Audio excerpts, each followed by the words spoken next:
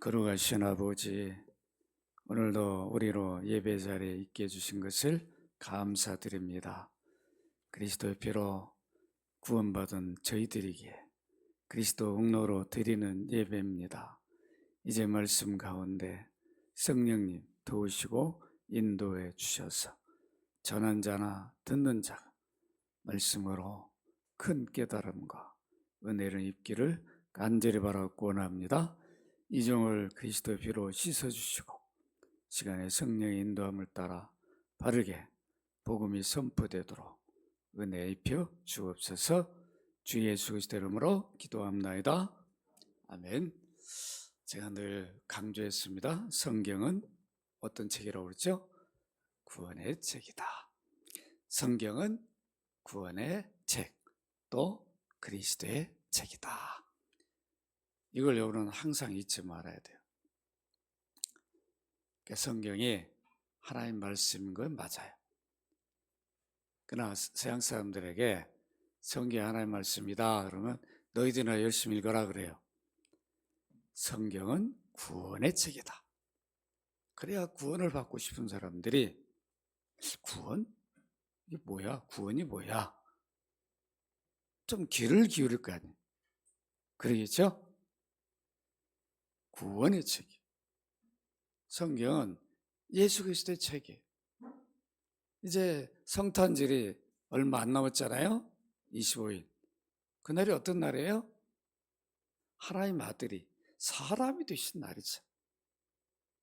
이걸 알면서도 구약의 이렇게 긴 역사 속에서 그 일을 이루어서 우리가 성탄절을 기념하면서도 성경이 구원의 책이라는 것을 잘 몰라. 신학자들도 모르는 사람이 너무 많아. 참 안타깝죠. 나 연합교회 성도들은 성경이 구원의 책이다. 예수 그리스도의 책이다. 이걸 분명히 알고 여러분 확신을 가지고 전할 수 있어야 돼. 그게 사실이니까. 우리가 지금 그걸 살펴보고 있는 거죠. 히브리서 1장 1절로 가서 구약에 옛적에 우리 구원을 위해서 하나님 누구를 불렀어? 어떤 일들을 계시하셨는가? 히브리서 1장 1절 하면서 지금 여기까지 왔어요. 원래 그냥 창세기 1장부터 하려고 했는데 그렇게 안 하고 좀 건너뛰어서 아브람부터 왔는데 왜 그러냐면 이미 선지자를 세워서 아들에 관해서 다 계시하고 선언해 줬어요. 우리는 보통 아브라함은 선지자가 아닌 걸로 생각해요. 그렇게 안 가르쳐요. 모세도 출애굽한 지도자로만 가르치지 선지자로 잘 안 가르쳐가지고 아브라함, 모세가 선지자 아닌 것으로 선지자 맨날 예레미야, 이사야, 에스겔, 다니엘 이런 분만 선지자인 줄 알아요. 그렇잖아. 선지자는 뜻이 뭐예요? 이미 하나님이 주신 말씀을 선포하고 전한 사람이 선지자였죠? 사도는 뭐예요? 이미 예수님이 불러가지고 자기의 십자가와 모든 것을 다 전달받고 부활을 목격한 그런 사람을 사도로 세워서 증거하라고 번역을 받은 자가 사도예요. 그런데 우리가 성경이 왜 구원의 책인데 구원으로 시작하지 않고 창조로 시작하는가? 왜 그런다고 그랬어요? 창조 없는 구원이 있을 수 있어요? 누가 세상을 창조한지도 모르는데 왜 우리가 어디서 온지도 모르는데 왜 죄가 생긴지도 모르는데 왜 죽음이 왔는지도 모르는데 구원만 얘기하면 이렇게 여러분 창조로 시작해서 왜 타락이 이루어지고 왜 구원을 받아야 하는가를 말해도 그 많은 의문을 가지고 우리가 살아가고 있는데 그것도 없이 처음부터 구원하면 여러분 성경을 구원의 처로 믿겠어요? 그러니까 창조주가 우주 만물을 만드신 분이, 우리 인간을 창조하신 분이, 내가 이렇게 만들고 창조했는데 거기에 어떤 문제가 생겼어? 죄가 생겼는가? 그걸 다 성경에 기록해 준다. 누가 범죄했어? 누가 유혹을 해서 누가 범죄를 했는가? 범죄한 그들을 하나님은 어떤 과정을 통해서 구원해 내시는가? 그걸 기록하는 게 구약 성경이에요. 여러분 아시겠죠? 이걸 알아요. 구약 성경 읽을 때 하나님 나를 구원하기 위해서 어떤 일을 이루셨는가? 누구를 사용해서 그들의 부족함에도 불구하고 실수에도 불구하고 하나님이 이런 놀라운 섭리와 역사를 이루셨구나. 이렇게 해서 하나님 아들이 구원주로 오셨구나. 그게 내가 구원받은 이 은혜가 크구나. 오늘도 그래서 여러분들이 예배 자리에서 그 감격을 누리며 예배를 해야 되죠? 내가 이 자리에 어떻게 있을 수 있나? 지금 광화문에 가 용산 앞에 가 있어야 할 텐데 그러지 않겠어요? 모르면 데모 이런 데 갈 땐 우리 그러지 않죠. 오늘 같은 주일에 저기 놀러 가지 않고 왜 이렇게 예배 자리에 여러분 오셨냐? 구원받은 백성에게 오신 거죠. 하나님은 반역한 인류를 구원하기 위해서 아담에게 구원주를 약속합니다. 그게 창세기 3장 15절이죠. 아담을 바로 반역죄를 범했으면 죽는다고 그랬어요. 먹으면 죽는다 했으니 바로 심판해버리고 새로 지으면 되잖아요. 야, 이것들 말이야 하나님 섬기라고 지어줬더니 이거 아니구나. 싹 그냥 버려버리고 새로 지으면 되는데 그렇게 하시지 않았다. 여자의 후손을 약속합니다. 여자의 후손은 바로 하나님 아들이 사람이 여자의 몸에서 사람이 되었어. 사람, 인류를 구원할 구원주라는 것을 아담에게 범죄한 반역죄를 범한 아담에게 약속을 주셔요. 그 약속대로 아담은 삶을 이루어가고 그 이후에 아브라함을 부르시고 또 아브라함을 이어서 이삭 그리고 이어서 야곱과 요셉을 불러서 그들의 생애를 사용했어요. 그것을 지금까지 우리가 살펴보았습니다. 이제 이렇게 약속한 하나님의 때가 되어서 하나님 아들을 보냅니다. 누구의 몸에서 태어나죠? 마리아 몸에서 태어나요. 사람이 됩니다. 사람이 범죄했잖아. 하나님이 아들이 사람이 되게. 그래서 인류를 대속하는 그 일을 하게 합니다. 그래서 그 일을 준비하도록 그 과정이 구약 역사예요. 갈라디아 4장 4절 같이 한번 읽도록 합니다. 시작. 때가 차매 하나님이 그 아들을 보내서 여자에게 나게 하시고 율법아에 나게 하셨어. 구약에 능통했던 사울은 이걸 몰랐어요. 예수 그리스도를 만나기 전에는 이 진리를 몰랐어요.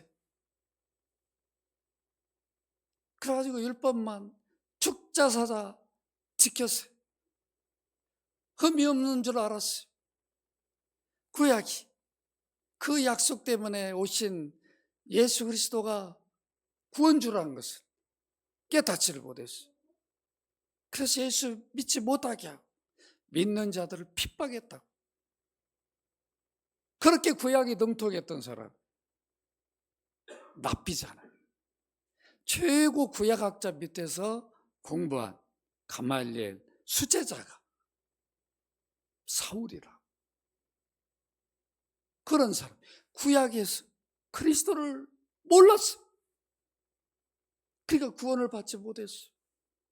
구원 없는 삶을 살다가 담에색에서 부활하신 주님이 만나줬어요. 거기서 깨진 거죠. 그러고 보니까 자기가 율법을 지켜서 구원 얻은 자가 아니었어요. 죄인 중에 괴수였어요. 만삭되지 못한 자 같은 자였어요.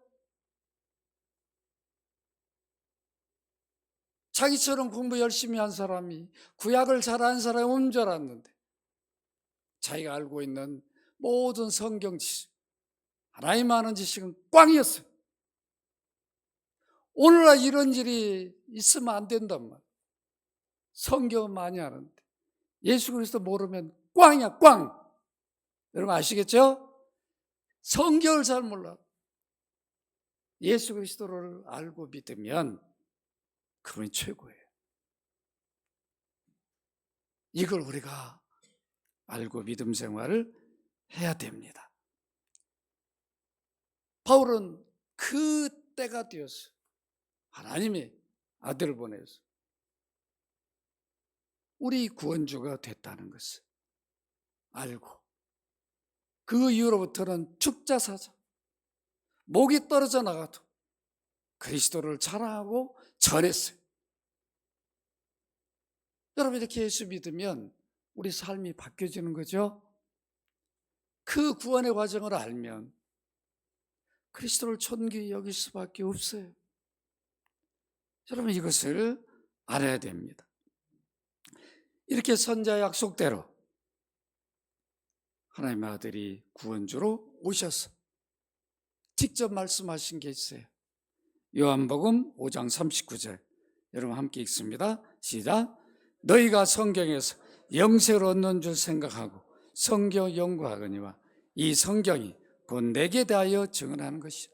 누구에 대해서요? 내게 대하여.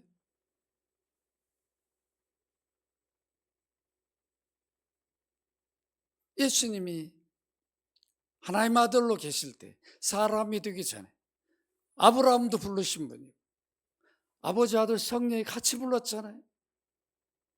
모세도 불러서 세우신 분이에요. 그러니까 아브라함도 그리스도를 전한 거, 모세도 그리스도를 전했고 다윗도 그리스도를 전했어요. 이것을 우리가 알아야 되죠. 그 성경 안에서 그리스도를 모르면 바르게 아는 것이 아닙니다. 이제 오늘 본문으로 이제 돌아가도록 하겠습니다. 우리가 먼저 본문에 돌아가기 전에 지금 요셉은 어디에서 누굴 만나서 확신을 갖게 됐다고 그랬죠? 어디를 가다가요? 가나안에서. 어디를 가요? 어딜 가요? 누가 있는 어디로 가요? 애굽으로 요셉의 요구를 받고 죽은 줄 알고. 근데 요셉이 뭐예요? 다 후손을 데리고 오십시오. 그러니까 70명을 이끌고 갑니다. 꿈에 그리던 아들을 만나러 가요. 여러분 얼마나 좋았겠나요? 그러면 한편으로는 두려움이 있어요. 야, 가나안 땅, 하나님의 약속의 땅인데 할아버지, 아버지가 끝까지 약속 붙들고 살게 했는데 내가 지금 애굽으로 가는 게 이거 맞는 거야? 내가 아들만 잠깐 보고 와야지. 왔다 갔다. 이거 어떻게 된 거야? 왜 요셉이 오라는 거야? 다 보고 싶어서 오라 그러겠지? 막 긴가민가 하면서 가다가 브엘사바에 잠깐 머무는 동안 큰 깨달음이 주어졌단 말이에요. 어떤 일이 있었다고 그랬죠? 브엘사바가 아버지 이삭이 애굽으로 가려고 그랄에 있을 때 하나님 못 가겠다. 그 브엘사바로 올라왔을 때 제사를 지낸 곳이었어요. 그때 야곱이 있었단 말이에요. 거기 가니까 정신이 바짝 드는 거예요. 아니, 우리 아버지가 이삭이 애굽으로 가려 할 때 하나님 못 가겠는데 내가 지금 애굽으로 가고 있잖아. 이게 뭐야? 내가 하나님 뜻도 물어보지도 않고 지금 가고 있는 거 아니야? 거기서 제사를 드립니다. 하나님께 묻죠. 하나님 뭐 두려워 말라. 애굽으로 가는 걸 두려워 말라. 내가 너와 함께 하겠다. 너로 큰 민족을 이루게 하겠다. 그 민족이 이루어지면 다시 약속 땅으로 돌아오게 하겠다. 그게 창세기 46장 2절로 4절이었어요. 이렇게 야곱을 하나님이 대면하여 주셨습니다. 참으로 오래간만에 하나님과 만남이 이루어졌어요. 이 약속을 받고 이제 확신을 가지고 아들을 만나러 애굽으로 갑니다. 이제 야곱이 애굽에 도착한 지역은 어떤 땅이었어요? 고센 땅이었습니다. 이곳은 아들 총리가 아버지를 만나기 전에 이미 하나님 뜻을 알고 그 후손들이 큰 민족을 이룰 땅이었어요. 그걸 미리 준비해 놓았어요. 애굽을 통치하는 요셉이니까 애굽 지역을 다 다녀봤어요. 그러면서 어떤 생각을 하고 다녀요? 우리 하나님 나를 애굽에 보낸 목적이 있는데, 뜻이 있는데 어딜까? 보니까 고센 땅이. 고센은 애굽 중심부가 아니죠. 가나안 땅에서 가까운 곳이에요. 그런데 그 땅은 목축하기가 너무 좋은 땅이에요. 그러니까 왕도 별로 신경도 안 쓸 수 있는 그런 땅이라고. 그래서 거기에서 큰 민족을 형성할 수 있는 아주 좋은 땅이 고센 땅이. 총리인 요셉은 그걸 알고 있어요. 여러분, 우리가 안다면 당장에 가서 사놓겠죠. 그렇죠? 그러지 않겠어요? 야, 이거 나중에 이거 정말 좋은 땅이 되겠다. 요셉은 하나님 뜻을 이루게 한 자기 삶으로 부름받았던 것을 깨달았으니까 그 준비를 해놓습니다. 그리고 아버지가 먼저 유다를 보내자, 형, 내가 다 준비해놨으니까 아버지 이루시라 그래. 고센 땅으로 다 갑니다. 그리고 이제 고센에 가서 이제 도착을 하자 누가 찾아와요? 꿈에 그리던 요셉이 아버지를 만납니다. 창세기 46장 29절 우리 같이 한번 읽어보십시다. 시작. 요셉이 그의 수혜를 갖추고 고센에 올라가서 그의 아버지 이스라엘을 맞으며 그에게 보이고 그의 목을 어긋맞춰 안고 얼마 동안 울었다. 여러분, 20년이 넘어서 죽은 아들을, 죽은 줄 알았는데 그 아들을 만나요. 군대 갔다가 6개월, 1년 만에 만난 아들도 만나면 눈물이 나는데 그 정도겠어요? 여러분 생각해봐라. 20년 넘도록 만나지 못한 아들, 죽은 줄 알고 살았는데 그 아들을 만났어. 이 눈물이 어떤 눈물이었겠나요?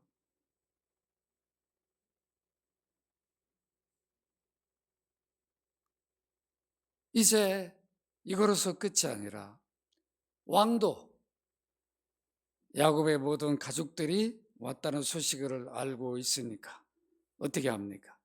총리 요셉은 아버지를 모시고 애굽 왕과 만남을 갖게 합니다. 이때 왕이, 오늘 본문이죠, 야곱의 인사를 받고 나이를 묻어요. 왕이, 야곱, 올해 춘추가 어떻게 되셔? 자기 총리, 자기가 그렇게 참 존경하고 좋아하는 총리, 이런 아들을 어떻게 두었는가? 이 영감, 이 시골 영감, 얼마나 부럽겠나.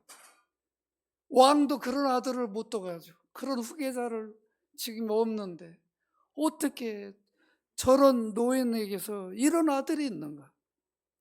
저는 얼마나 부러웠겠나요? 그러니까 궁금해가지고 이 아들을 어떻게 키웠으면 이런 똑똑하고 영리하고 믿음직고 이런 대단한 아들이 됐는가? 이런 궁금한 마음으로 나이를 묻습니다. 이때 야곱이 어떤 대답을 합니까? 바로에게 내 나그네 길의 세월이 130년입니다. 130세에 지금 온 거예요. 여러분 대단하죠? 40세에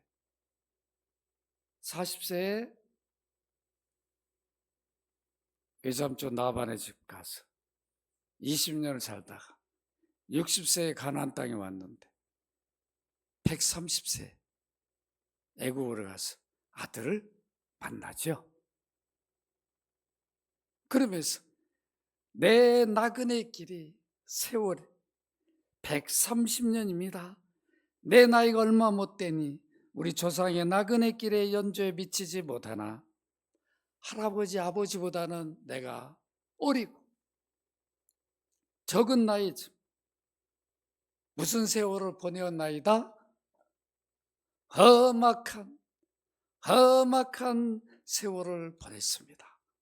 이 험악한이라는 단어는 고달프, 고통스러운 나날이었다.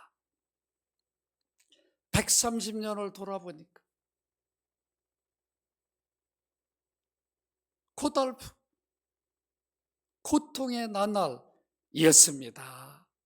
나그네 같은 삶을 살았습니다. 우리말에는 뭐라고 하죠? 파란만장했다고 그러죠? 그런 뜻이. 나의 나그네 삶이 험악한 세월이었습니다. 왜 그랬을까요? 왜 이렇게 야곱의 삶이 험악한 세월이 되었을까? 여러분 궁금하지 않습니까? 적장인데. 그만큼 야곱은 하나님 뜻을 따라 살지 못하고 정욕적인 삶을 살았어요. 모든 거 자기 정욕대로, 욕심대로, 꾀대로 이루려고 그랬어요. 하나님 뜻을 알면서도 인내하고 기다리지를 못해. 어머니 뱃속에 있을 때부터 누구 뒤꿈치 잡고 나와요? 형. 그냥 에서보다 빨리 나오려고. 여러분 뱃속에서부터 막 그 인간의 타락한 본성을 그대로 보여주죠. 나와서도 어떻게 합니까? 이미 어머니가 얘기해 준다. 야, 네가 장자야. 하나님 너를, 네가 조금 뭐 한 1분 정도 늦게 나온지 모르겠어. 쌍둥이니까. 조금 늦게 왔. 네가 장자야. 하나님 네가 장자가 된다. 그럼 기다렸어야 되잖아. 그냥 배고파가지고 그냥 죽을 것 같은 형을 속여가지고 팥죽으로 그냥 장자권을 빼앗아 버린다. 이게 뭐예요? 자기 정욕, 욕심 때문에 이룬 일이죠. 일 때문에 어떻게 됩니까? 같이 못 살아요. 약속이 땅 가나안에 같이 못 산다. 도망가죠. 어디로 도망가요? 외삼촌 집으로. 여러분, 자기 목적을 이루기 위해서 형과 원수가 되어버린 사람, 이미 하나님 약속이 있는데 하나님이 어떻게 그 일을 이루는가를 기다리지 못하고 인내하지 못하고 자기 정욕으로 이루어버린다.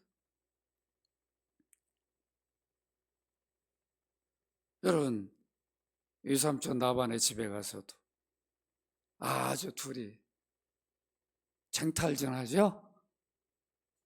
둘 다 꾀가 많아요. 어떤 꾀가 이게요? 결국 야곱이 이긴다. 그런데 외삼촌 집에 가서 어떤 일이 이루어집니까? 당연히 외삼촌 입장에서는 누굴 먼저 결혼해 주겠어요? 야곱에게 큰딸이죠. 레아를 주는 게 순서잖아요. 만약에 아버지가 나이를 둘째 딸을 먼저 줬어 봐요. 레아가 얼마나 불만이 많겠냐, 아버지한테. 나 아버지를 안 부를까 그러지 않겠어요? 당연히 레아를 주는. 근데 야곱이 누굴 달라고 요구해요? 레아는 거들떠보지도 않아요. 왜 그런 줄 알아요? 여러분 창세기 29장 17절에 보면 레아는 시력이 약하고 나일은 곱고 아리따우니 그랬어요. 야곱이 나일을 더 사랑했다 그랬어요. 레아가 보니까 별로 마음에 안 들어. 외적으로. 이것도 뭐예요? 정욕이죠. 외모로 판단한 거죠.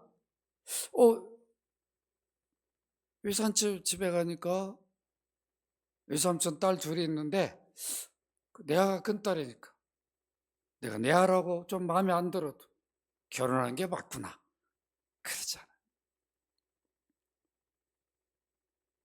서로 속고 속이는 쟁탈지 일어나면서 끝까지 자기 정욕을 포기하지 않습니다. 하나님은 레아를 통해서 아들들을 주셔요. 그 말은 뭐예요? 네가 레아를 얻는 것이 내 뜻이다. 이런 간접적인 사인을 보여준 거죠. 그런데도 끝까지 나이를 고집하고 그래서 쉽게 가나안 땅에 돌아오지 못하고 나이를 얻기 위해서 7년을 더 봉사해 14년. 그리고 또 있다가 20년을 머물게 되잖아요. 결국 내 아내 때문에 내 아내를 얻었어. 여러분 생각해.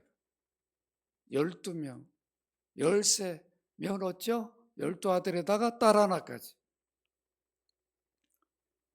여러분 이 가정이 평범한 가정이 됐겠냐고.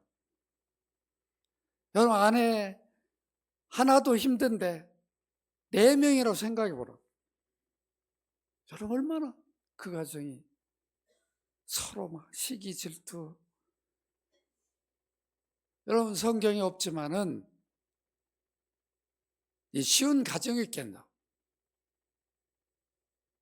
제가 왜 이 말씀드려요? 왜 험악한 세월이라 자기 삶이 그랬겠는가? 여러분 한번 돌아보시라. 뭐 때문에요? 정욕 때문에. 하나님 뜻을 따라 순례대로 살지 못하고 그 정욕을 버리지 못해요. 끝까지 그것을 고집하며 나가는 삶을 살았습니다. 이런 삶 때문에 여러분 어떤 문제들이 생겼습니까? 나의 사랑 때문에 나이를 죽은 이후에도 누굴 편애해요? 요셉, 베냐민이 나이를 얻은 아들들이잖아요. 그러니까 나이를 얻은 자기가 좋아하는 아내가 나엘이었으니까 다른 아내는 아내가 아니라 뭐 속아서 얻은 아내로 생각하는 거예요. 편애함으로 자기는 요셉이 장자로 여겨서 결국은 자녀들끼리 서로 시기 질투, 이게 얼마나 심각했냐고요. 그러니까 어떻게 하면 저 요셉을 죽일까? 형제의 마음속에 그런 마음을 갖게 만들었어요. 누가요? 요셉이. 뭐 때문에? 정욕 때문에. 자기 욕심 때문에.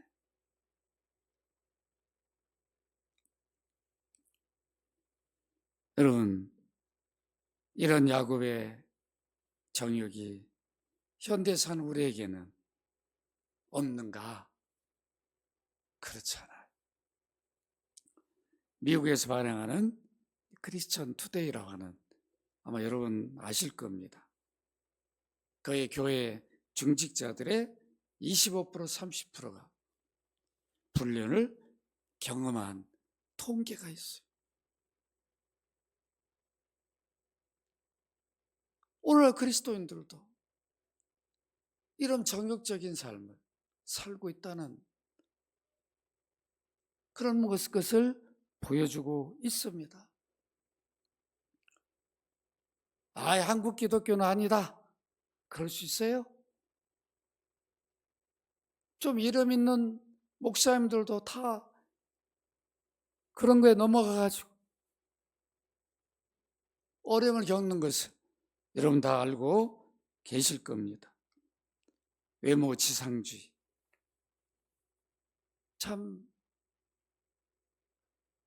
그것이 남의 일 아니죠? 우리 자매들 형제들 처음엔 다 말은 해요. 믿음 좋은 사람 소개해주면 바로 그냥 2번, 3번 안 만나더라고. 왜 그러냐? 그게 잘못된 건 아니죠. 그만큼 우리는 내 눈에 뭔가 내 안목에서 느낌이 와야 되죠? 누구나 이걸 벗기가 어렵습니다. 이것이 바로 옛사람이에요.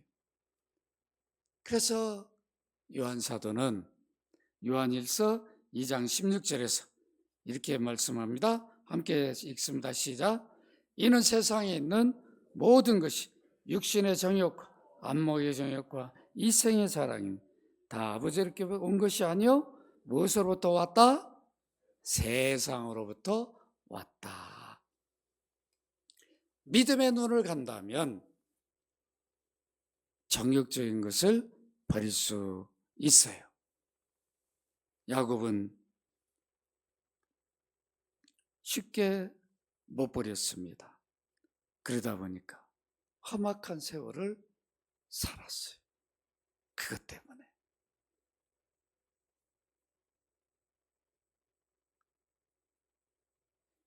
우리 가운데도 믿음의 생활을 하다 보면 야곱만이 아니라 나도 험악한 세월을 살았다, 이렇게 생각하는 분들이 계실 겁니다. 그건 어느 날 주의 은혜를 깨닫는 순간 자기 삶을 돌아볼 때 참 아쉬움이 큰 거죠. 내가 왜 그때 더 인내하고 기다리지 못했는가.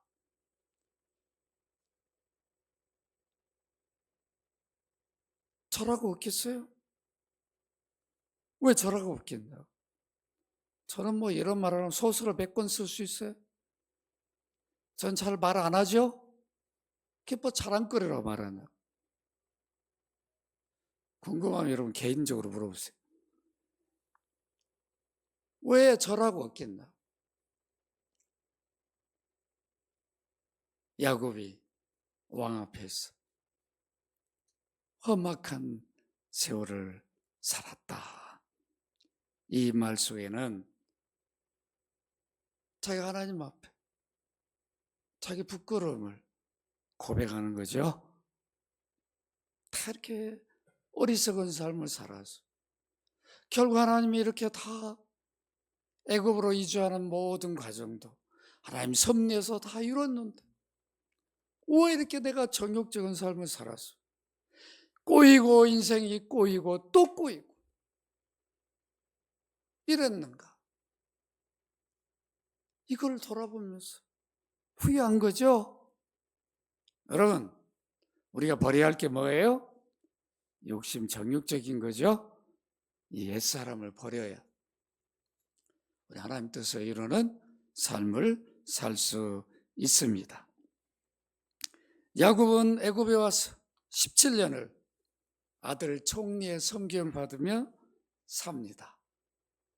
여러분, 하나님 뜻대로 섭리대로 모든 일이 이루어진 가운데 살아가니까 그처럼 평안하고 행복하고 기쁨이 어디 있겠냐.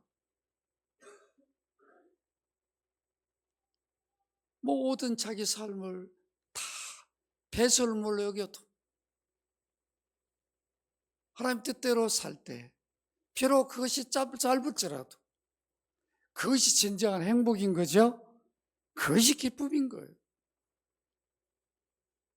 야곱은 이제 말년에 그 기쁨을 가나안에서 누린 게 아니라 애굽에서 누리고 있어요. 그럼에도 하나님 뜻을 삶의 우선순위를 두고 삽니다. 거기에 푹 젖어가지고 살지 않아요.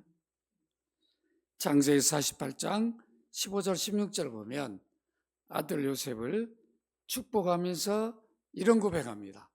나의 출생으로부터 지금까지 나를 기르신 하나님, 나를 모든 환난 안에서 건지신 여호와 사자께서 이 아이들에게 복을 주시며 여러분들도 자녀들에게 야곱같이 이런 축복 기도를 하시기를 바랍니다. 이런 특권을 부모들에게 주셨습니다. 창세기 47장 28절 30절을 보시면 총리 아들을 요셉을 부릅니다.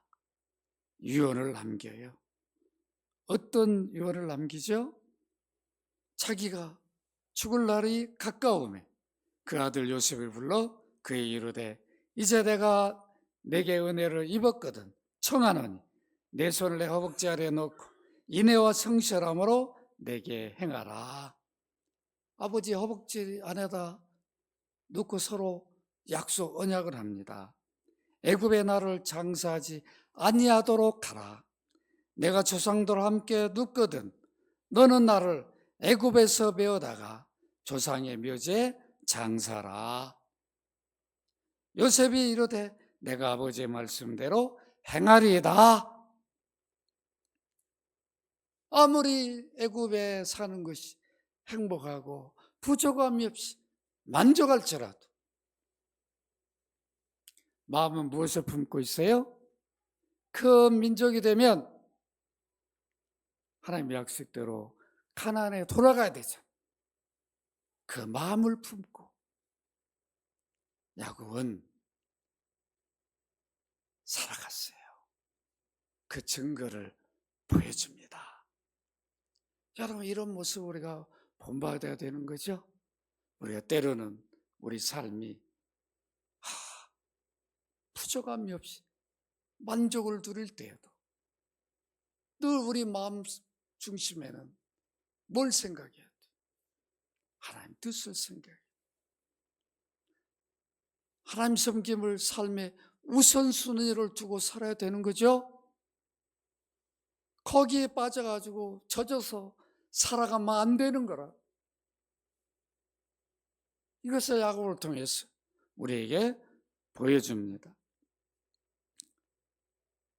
야곱은 생애 마지막 이스라엘 나라를 이룰 12 아들들에게 유언을 합니다. 하나님 계시를 다 전달하고 축복 기도해주고 자신이 받은 하나님의 구원 섭리를 다 아들들을 통해서 마지막 일을 다하고 생을 마감합니다. 그게 창세기 49장 1절로 33절에 있는데 여러분 집에 가서 읽어보시기를 바랍니다. 야곱의 유언대로 12 아들들이 이스라엘의 국가를 형성하는 기초가 됩니다. 이들이 가나안 땅으로 돌아가서 12지파를 형성해서 이스라엘 국가를 이룹니다. 출애굽기 1장 6절로 7절 우리 같이 한번 읽어볼까요? 시작.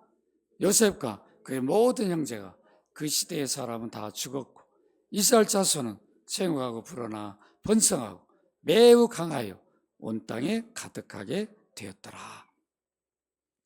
야곱이 12 아들에게 다 하나님 계시를 전하고 축복했는데 창세기 49장 10절에 보면 유다에게 예언하고 축복한 내용이 나옵니다. 함께 읽습니다. 시작. 규가 유다를 떠나지 아니하며 통치할 지팡이가 그 발 사이에서 떠나지 아니하기를 실로가 오시기까지 이르려니 그에게 모든 백성이 복종하리라. 이 약속이 무슨 약속이에요? 귀는 뭐예요? 왕이 유다 지파를 떠나지 아니하며 통치자의 지팡이가 그 발 사이에서 떠나지 아니하기를 뭐가 오기까지요? 실로가 오기. 여기 실로는 뭐예요? 구원주가 오시기까지. 그래서 유다를 통해서 어느 나라가 형성돼요? 남유다가 이루어져요. 북이스라엘은 망하지만 남유다는 이 약속 때문에 유다 지파는 큰 지파로 형성해서 끝까지 이스라엘 국가로 남아요. 그리고 그 지파에서 누가 나요? 다윗이 나온다고. 다윗. 여러분 알겠죠? 그래서 여러분 마태복음 1장 1절을 어떻게 시작합니까? 함께 읽습니다. 시작. 아브라함과 다윗의 자손 예수 그리스도의 계보라. 예수 그리스도가 아브라함과 다윗의 후손으로 오셨어요. 마태복음 1장 20절 21절 함께 읽습니다. 시작. 이 일을 생각할 때 주의 사자가 현명하여 이르되 다윗의 자손 요셉아 내 아내 마리아 데려오기를 무서워하지 말라. 그에게 잉태된 자는 성녀로 된 것인 아들을 낳으리니 이름을 예수라 하라. 이는 그가 자기 백성을 그들의 죄에서 구원할 자이심이라. 누가 다윗의 후손이야? 요셉이. 그래서 요셉의 아내 마리아를 통해서 유다 지파야 요셉이. 여러분 이게 우연이 된 일이 아니라고. 하나님 섭리 가운데 이런 구속 역사를 이룬 거죠. 그러니까 성경이 구원의 책이 아니에요? 그리스도의 책이죠. 여러분 이것을 확신해야 됩니다. 그래서 성경 마지막에 있는 계시록 22장 16절 같이 한번 읽도록 합니다. 시작. 나 예수는 교회들을 위하여 내 사자를 보내어 이것들을 너에게 증언하게 하였노니 나는 다윗의 뿌리요 자손이니 곧 광명한 새벽별이라. 예수님이 뭐라고 그래요? 나는 다윗의 뿌리요 자손이니. 여러분 이것을 잊지 말아야 됩니다. 결국 야곱은 살아서만이 아니라 죽어서도 자기 몸이 약속의 땅에 묻히기를 원했어요. 그래서 창세기 50장 24절 26절을 보면 결국은 누구도요? 요셉이 그의 형제들에게 이르되 나는 죽을 것이나 하나님 당신들을 돌보시고 당신들을 이 땅에서 인도하여내사 아브라함과 이삭과 야곱의 맹세하신 땅에 이르게 하시리니. 그렇게 해서 결국은 뭐예요? 당신들은 여기서 내 해골을 메고 올라가겠다 하라. 출애굽이 어떻게 이루어져요? 모세가 누구 해골을 가지고 가요? 요셉 해골을 가지고 출애굽이 이루어집니다. 야곱이 아브라함에 묻혀있는 가나안 땅, 이삭이 묻혀있는 땅으로 그 멀리 애굽에서 장사를 지낸다. 아들이 총리니까 그 일을 할 수 있는 거죠. 이어서 누구도 거기에 붙여요? 요셉도. 그래서 이제 마지막으로 출애굽기 13장 19절 같이 읽고 마칩니다. 시작. 모세가 요셉의 유고를 가졌어요. 이는 요셉이 이스라엘 자손으로 단단히 맹세하게 이르기를 하나님이 반드시 너희를 찾아오시 너희는 내 유고를 여기서 가지고 나가라 했습니다. 모세가 출애굽할 때 출애굽 어떻게 이루어지? 큰 민족이 이루어지자 하나님 모세를 세워서 약속대로 이스라엘 백성들을 데리고 나오죠. 나올 때 뭘 가지고 가요? 요셉의 해골을 가지고 가요. 이게 출애굽기 시작이에요.